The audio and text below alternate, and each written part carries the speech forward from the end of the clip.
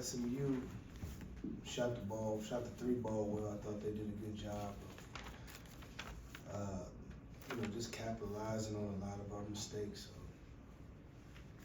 we had 22 turnovers, and they're not even a team that's trying to turn you like that.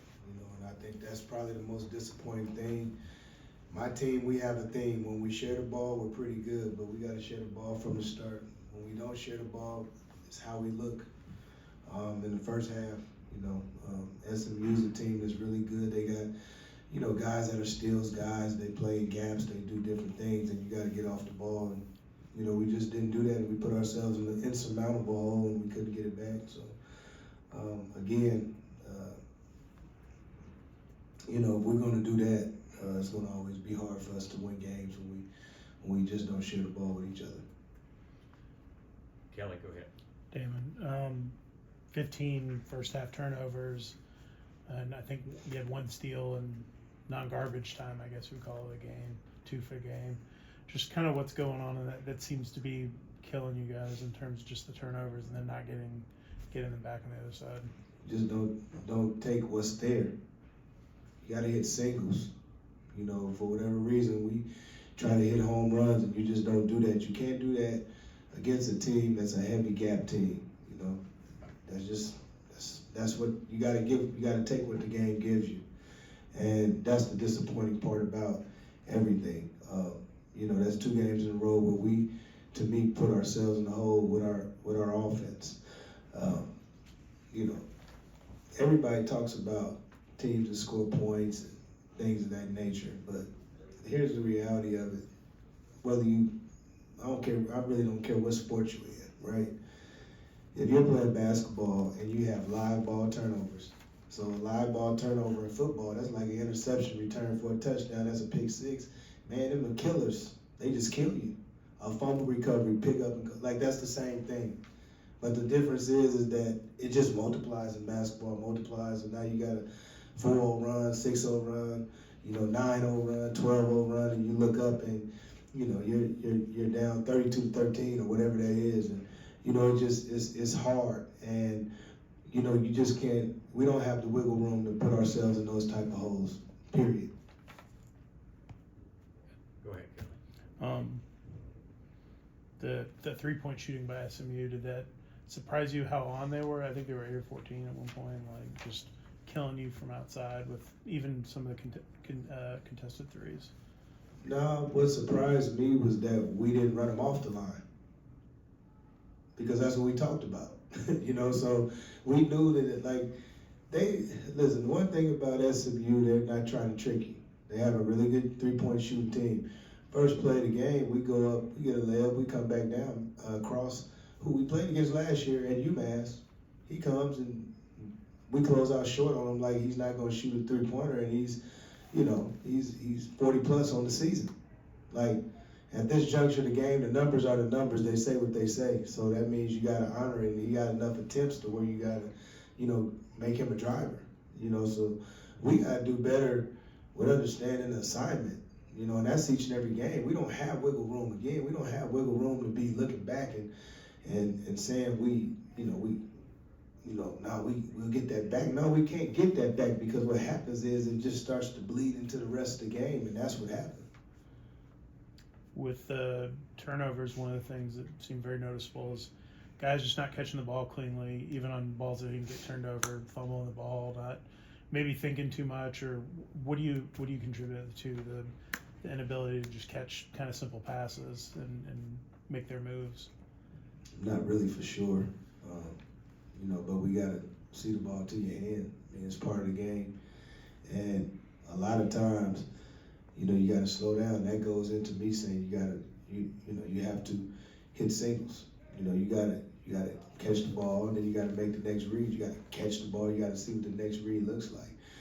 What we did on Tuesday in Syracuse offensively, and what we did, tonight is unacceptable if we want to win games. It happened before the break, and I said it.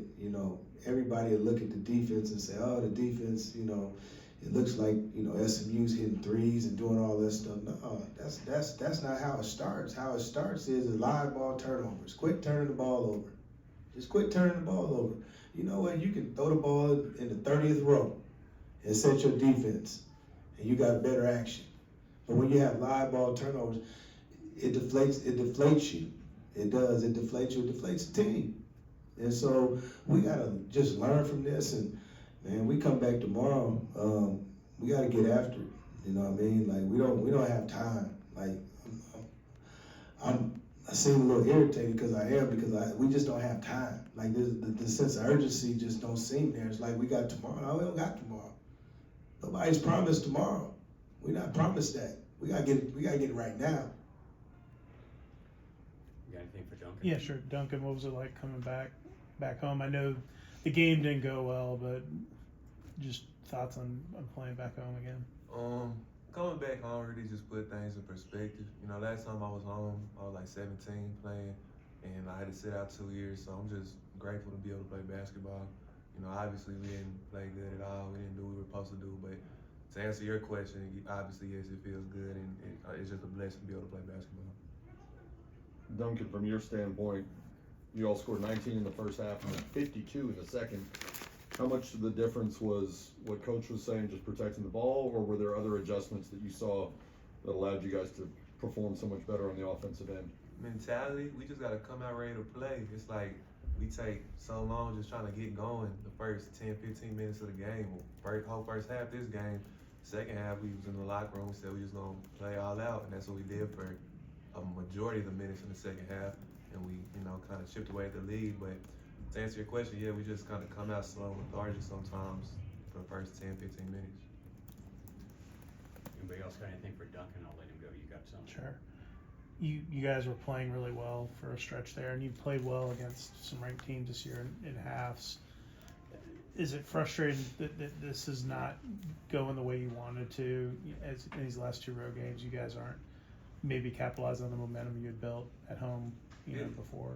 It's definitely frustrating, but it's just part of the sport. You have ups and downs throughout the season, and we had a stretch a couple games ago. We started to find ourselves. Went to Syracuse, kind of lost it a little bit, and then you got 2 back-to-back road games. You lose to a team, we could have beat Syracuse, and then have another road game against SMU.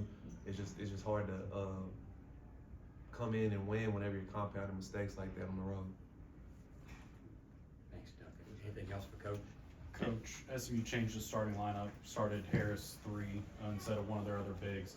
Does that change anything from what you've planned for? How much does kind of a different starting lineup do for you to open the game? No, it didn't change. I guess, and I'm not here every day, so I don't really know. But when I seen Matt Cross come here, I thought that he would probably start at the 4 anyway, because we played him last year at UMass. So, probably started because he wanted, more scoring, a little more athleticism on the floor and things of that nature. So, no, it didn't surprise me. It didn't change anything that we did. I guess maybe for us, it could have slowed the tempo a little bit, even though Chirora is a good shooter and he came in and he shot the ball well. But no, it didn't too much change things for us. It seemed like Bai and Jaden and some of the guys got frustrated with the physicalness under the rim, and Jaden in particular, some freshman mistakes with some fouls there, frustration fouls it looked like, and then fouled out. Just kind of how do you coach them through those moments where they're maybe not getting a call, or definitely his body language was not good at some points where he didn't get a couple calls around the rim. Just how do you kind of work with that? Jaden, I think he's going to have growing pains. And the thing about it is, he'll get better.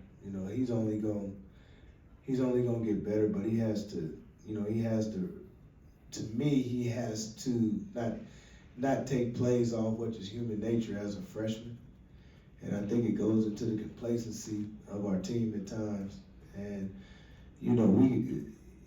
he has to be better, but we have to be better. And I think that, like, a lot of times a freshman is a reflection of what he sees. And I think tonight, You know, it was hard for him because he looking around. It was hard for everybody else. You know, and with By, you know, to me, like, you know, we gotta get back to work. Period. You know, and you know, it's figuring some things out.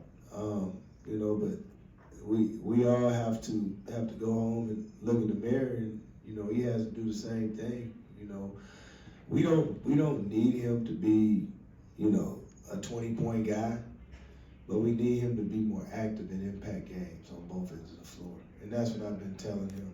You know, I don't need you to score 20 points, but you have to be more impactful on the court, and that's what he's missing from his game at time. And I told him that when you're searching for that, that's nothing but energy and effort. Do you think you're just missing that alpha personality on the court to get these guys engaged early in games or to settle them down or whatever? You have two younger guys sort of in leadership positions and then some guys like Lance who maybe aren't super vocal. Like, is it just that vacuum's not there for you right now? Like you have a vacuum there in terms of that on the court? Well, voids are voids. You know, it's too much season to look at it that way. You know, you have to figure it out, and even if that means you got to, you know, try to coach every play, to coach different things. To your point, get certain things across. That's just kind of what it is. Personality wise, we don't have a get in your face type of guy. At least not in the right way. You know what I mean? That has to be. And teams I've been on, whether I was playing or whether I was coaching, that player doesn't have to be the best player. You would like it to be the best player, but it doesn't have to be. It just has to be somebody that's going to hold everybody accountable because they do the right thing